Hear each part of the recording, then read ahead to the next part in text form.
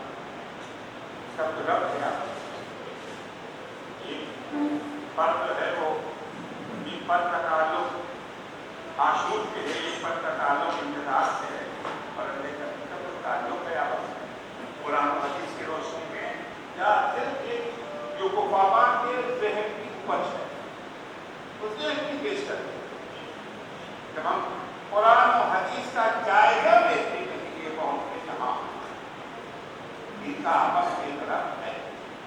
قرآن کے آیت ہے سورہ کے صلوات پڑھیں گے محمد والے.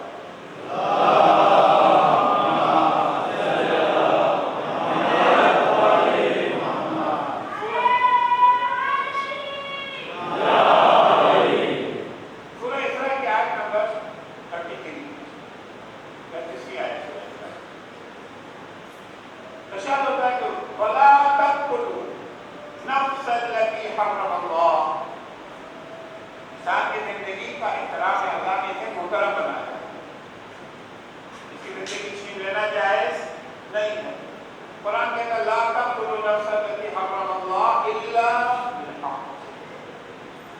وہ زندگی جسے اللہ نے محترم قرار دیا ہے، اس کے اوپر حملہ کرنا اللہ نے حرام قرار دیا ہے. کسی کی زندگی کو نقصان پہنچانا اللہ نے حرام قرار دیا. زندگی چھین نہیں سکتے الا بالحق، مگر یہ کہ اس نے کوئی ایسا جرم کیا ہے جس کی بنا پر وہ قتل کا مستحق ہو جائے. ہر زندگی محترم نہیں ہے. ابھی صاحب والے صاحب اللہ نے زندگی اس کی محترم بنائی ہے، شبر کی زندگی محترم بنائی ہے، شرف کی زندگی محترم بنائی ہے. الا بالحق، اگر کوئی ایسی شرارت کی ہے، کوئی ایسا جرم کیا ہے جس کی بنا پر کیا قتل جائے. بلکہ عام حالات میں انسان کی زندگی کیا ہے؟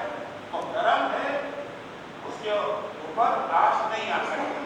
ومن قتل مظلوما، اگر کسی انسان کو مظلومیت کے عالم میں قتل کر دیا، کوئی گناہ نہیں ہے اس کا، کوئی جرم نہیں ہے اس کا، اسے قتل کر دیا، فقد جعلنا لولیہ سلطانا، تو اس کے ولی و وارث کے لیے اللہ کہتا ہے ہم نے یہ اختیار رکھا ہے، اس کو یہ اختیار ہے کہ وہ اس کا بدلہ لے سکتا ہے، اس کا انتقام، اس سے انتقام لے سکتا ہے، قتل کے بدلے میں قتل کر سکتا ہے.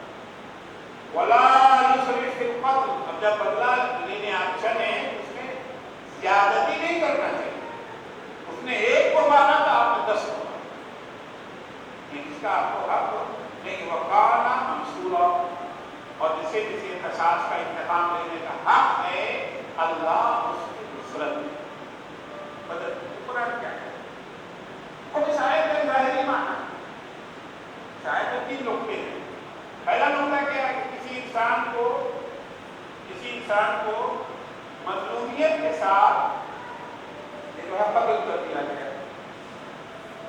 دوسرا نقطہ اس کے اندر یہ ہے کہ جسے قتل کیا گیا ہے اس کے ولی کو، گارجین کو، سرپرست کو، وارث کو انتقام لینے کا حق ہے. تیسرا نقطہ یہ ہے کہ اس انتقام میں اس کی مدد کی جائے. سیدھے قرآن میں بیان کیا ہے. آیت میں ظاہری معنی تو یہی ہے کہ اگر کسی کو قتل کر دیا ہے، جسے قتل کیا گیا اس کے گھر والوں کو یہ پرمیشن ہے، اجازت ہے، وہ عدالت میں وہاں سے اپنا کیس رکھے اور عدالت انتقام لینے میں ان کی مدد. وہ تو آپ کسی کو نہیں کر سکتے نا، عدالت جائے گی، عدالت میں آپ کی مدد کرے گی ان سے بدلہ لینے کی. یہ ان کا ظاہری معنی. لیکن اس کا باطنی معنی، اس کا باطنی معنی، اس من قتل مظلوما سے مراد عام قتل نہیں ہے. اس مظلوم سے مراد سید الشہداء حضرت امام حسین علیہ السلام،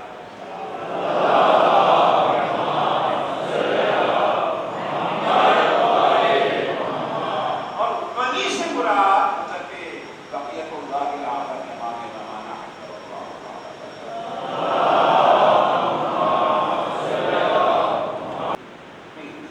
قرآن کے نزول کے مکمل ہونے کے 50 برس بعد امام حسین کی شہادت، 50 برس بعد شہادت ہوئی. لیکن قرآن نے پہلے سے اس کا تذکرہ کر دیا. اس سے مراد انتقام لینے والا کون ہے؟ امام زمانہ. وہ آ کر کے انتقام لے گئے. منتقم منصور کون ہے؟ وہ انتقام لینے والا جس کی اللہ مدد کی.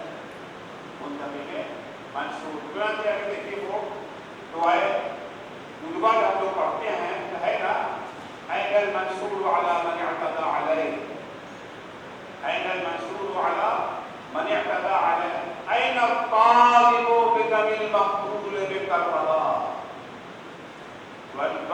خطاب کرتے معاملہ کو وہاں پر آتے ہیں یا جب ہم زیارت عاشورہ پڑھتے ہیں اللہ سے دعا کرتے ہیں یا وہ پڑھی طلب صارق مع امام منصور اللہ ہمیں امام حسین کا انتقام لینے کی توفیق عطا فرمائے اس امام کے ہمراہ جو اللہ کی طرف سے اس کو مدد دے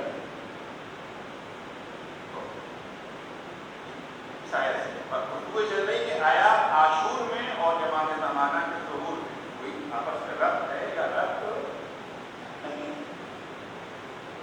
اس تعلق کو اگر سمجھنا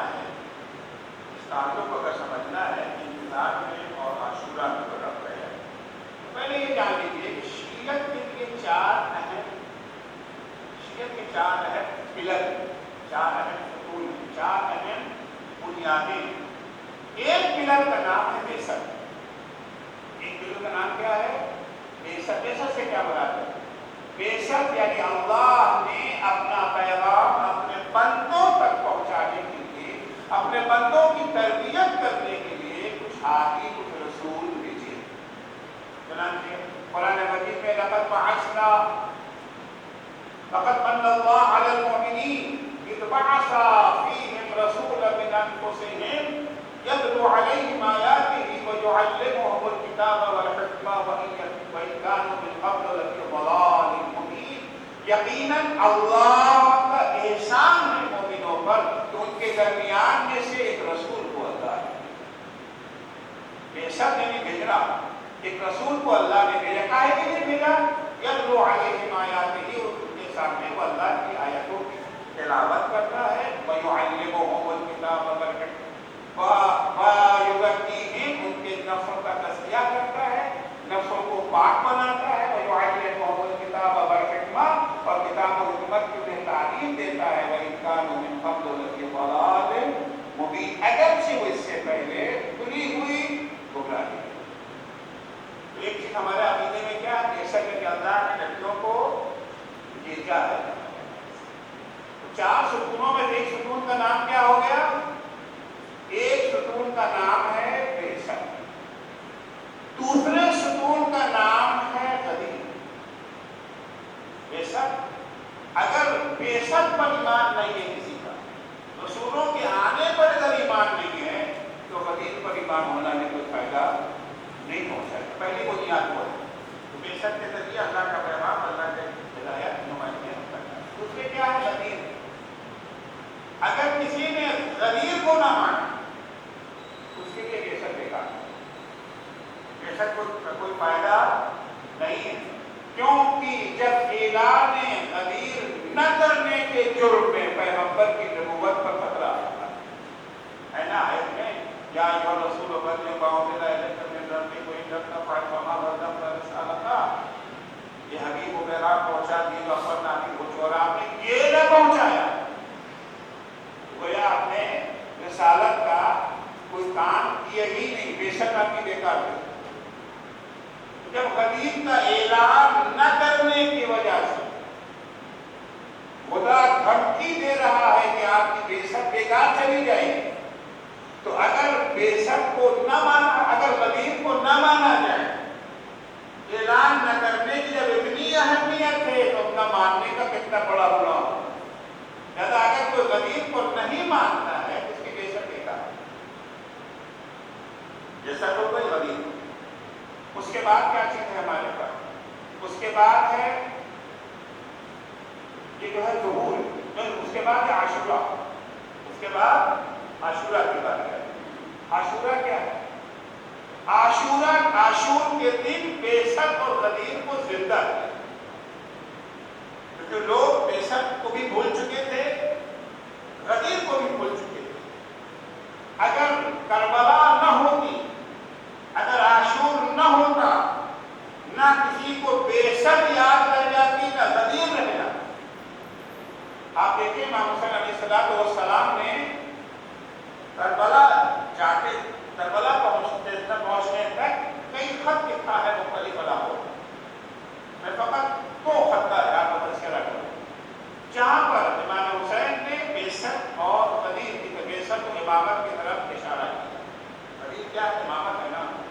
رسالت میں یہ جو ہے رسالت ہے اور غدیر میں امامت ہے. ایک خط وہ ہے جو امام نے بصرے والوں کو لکھا ہے, ایک خط وہ ہے جو امام نے کوفے والوں کو لکھا ہے, اور دونوں خط اپنے نائبان خاص کے ذریعے بھیجا. ایک نائب عام ہوتا ہے اور ایک نائب خاص ہوتا ہے. نائب خاص اسے کہا جاتا ہے جسے امام نام لے کے معین کرے, جیسے مسلم ابن عقیل کو نام لے کے معین کیا, سلیمان کو نام لے کر کے معین کیا. نائب عام وہ کہے جاتے ہیں جن کے نام تو نہیں ہیں, صفات بیان کیے ہیں, جیسے ہمارے فقہا, یہ جو ہے مراجع کرام کیا ہے, نائب امام ہے, نائب عام ہے, خاص نہیں ہے. نہیں کہا گیا کہ آیت اللہ ہے سیستانی, آیت اللہ ہے خوئی, آیت اللہ ہے خمینی, آیت اللہ ہے خامنی, نام لے کے نہیں کہا گیا. صفات بیان کر دیے گئے ہیں, جس میں یہ صفات پائی جائے وہ ہمارا نائب ہے. ہم اسے بات بیان کرنے کا بھی وقت نہیں لگ گیا ہے, ورنہ اسے بات بیان کرتا. جس میں یہ صفات پائی جائے وہ ہمارا کیا ہے, نائب. یہ نائب عام. زمانہ غیبت میں 4 نائب تھے جو نائب خاص تھے, اس کے بعد اب کوئی نائب خاص نہیں.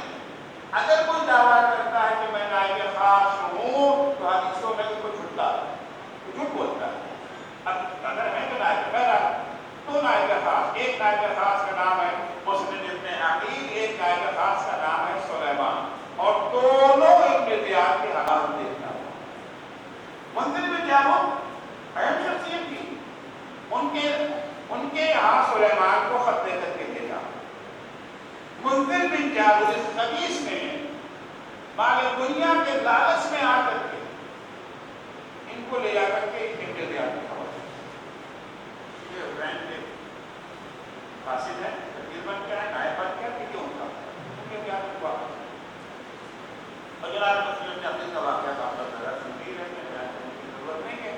جو خط سلیمان نے کر کے گئے ہیں مسئلہ اس میں امام نے کیا لکھا, اس میں اشارہ ہے نبوت کی طرف. ادعوکم الی کتاب اللہ و سنتہ, اب میں تمہیں دعوت دے رہا ہوں اللہ کی کتاب اور اس کی سنت کی طرف.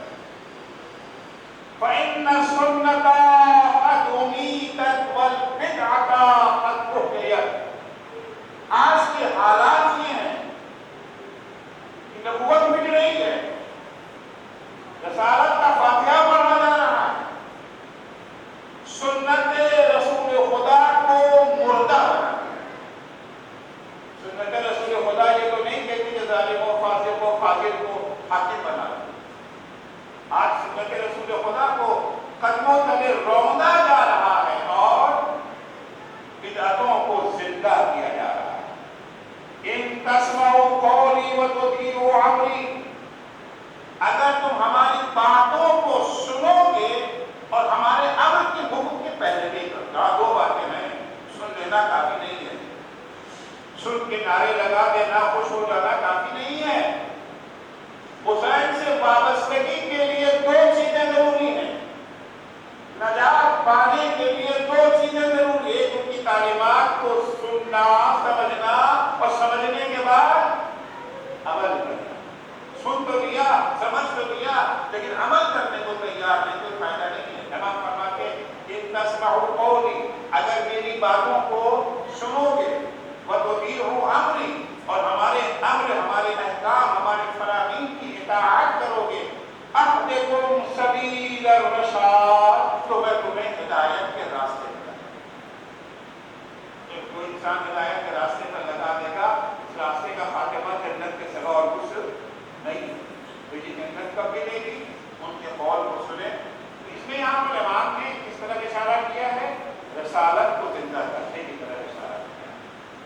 اور جو خط مسلم نے عقیل کے حق ہمراہ میں اس نے کیا لکھا, فلا عمری ملما الا الحاکم بالکتاب. یاد رکھو امام بس وہی ہوتا ہے. پھر کوفے والوں نے کہا تھا مولا میرا کوئی امام نہیں ہے, تو پہلے سمجھ لو کہ امام ہے کون, ایسا ہوتا ہے امام. سب کے بغیر امام نہ مانو, سمجھ لو کہ امام کون ہے. تم شاید امام کے کچھ اور ان کی طرح رکھنا چاہو. ملما الا الحاکم بالکتاب, امام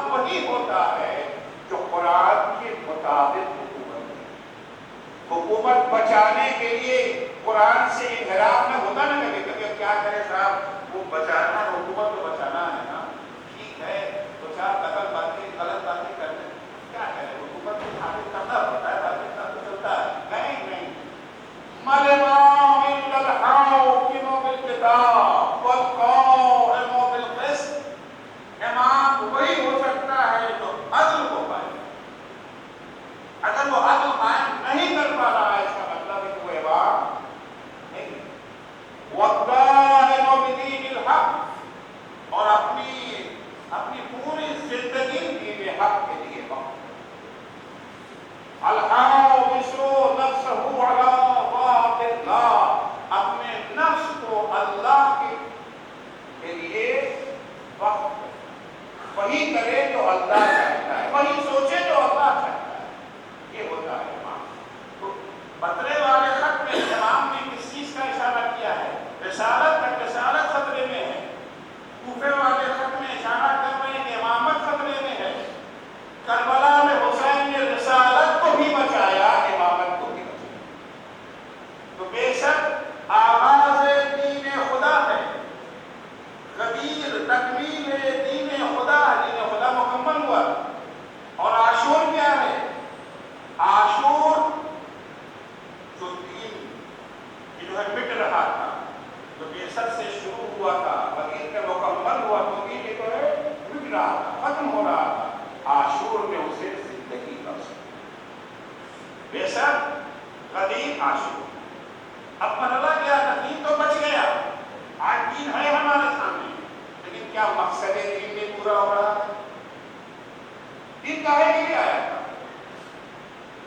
دین کس لیے آیا تھا؟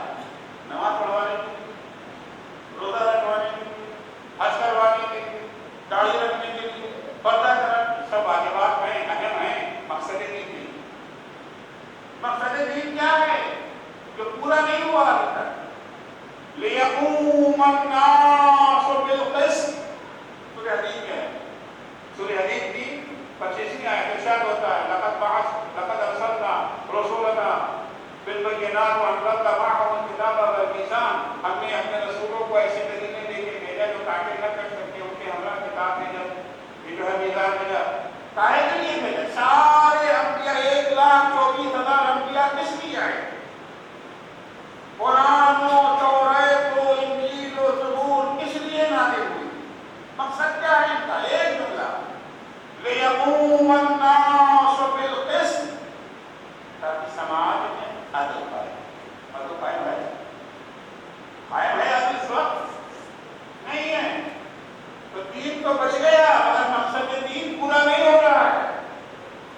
بے شک کے ذریعے سے دین آیا, غدیر میں دین مکمل ہوا, عاشور نے دین کو زندہ کیا.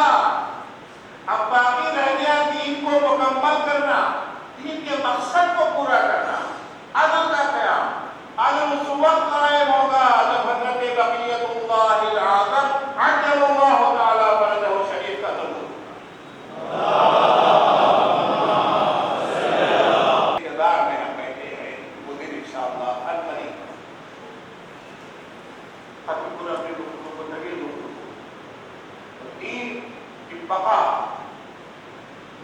کہاں تھا؟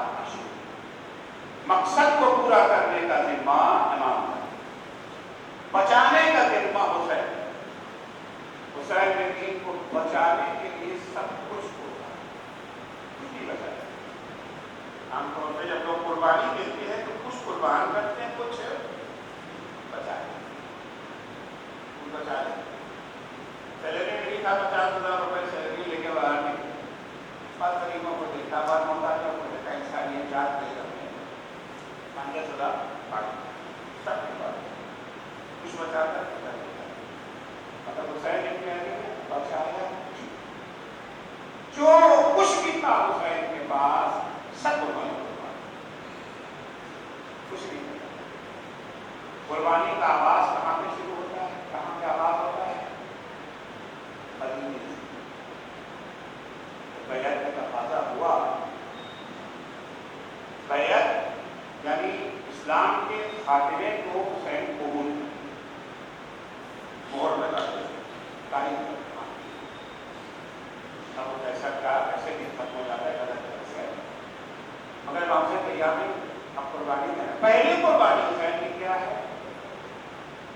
مدینہ چھوڑ.